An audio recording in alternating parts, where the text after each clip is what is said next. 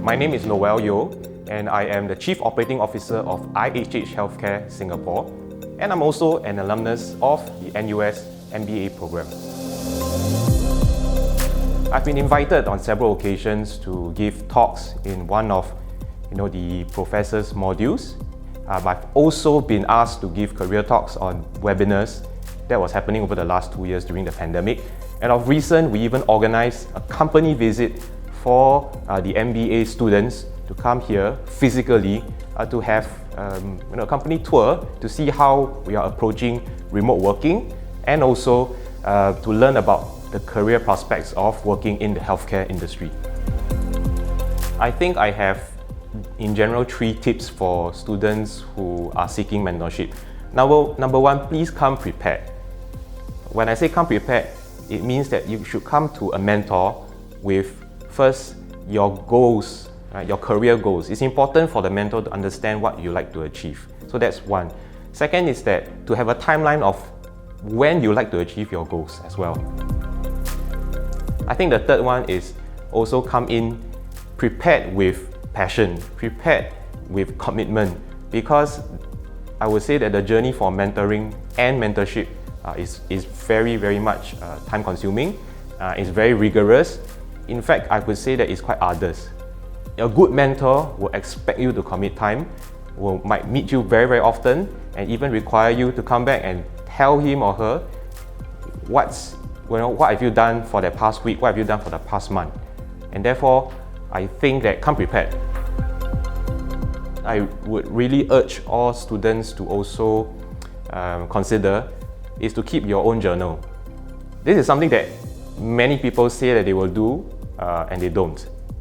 I find that it is an important part of your life to be able to document your failures, especially to document your successes, right? To document your reflections.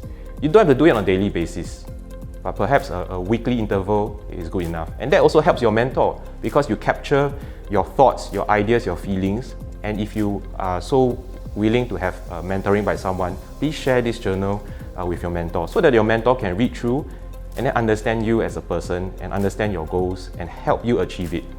The last thing that I also would strongly urge people seeking mentoring to consider is to write a list of what you are passionate about and then come up with a list of what you are talented in. Why is that important? It's because a person who does best in career or in anything that you do have to match both passion and talent together. So I think the best advice that I've received from a mentor is to give back the knowledge, to give back the experience. And what I meant by giving back can become in a few forms. One is to contribute to the alumni program, such as the NUS MBA. The second one is to volunteer services. If we as MBA students have accumulated so much experience and skills from the program and subsequently from our own employment, we should take these professional skills and give it back to where it is short. And perhaps in Singapore and in some of the countries, volunteer groups, welfare organizations, they do need our support. They need people like us who understood healthcare to be able to then teach them about healthcare.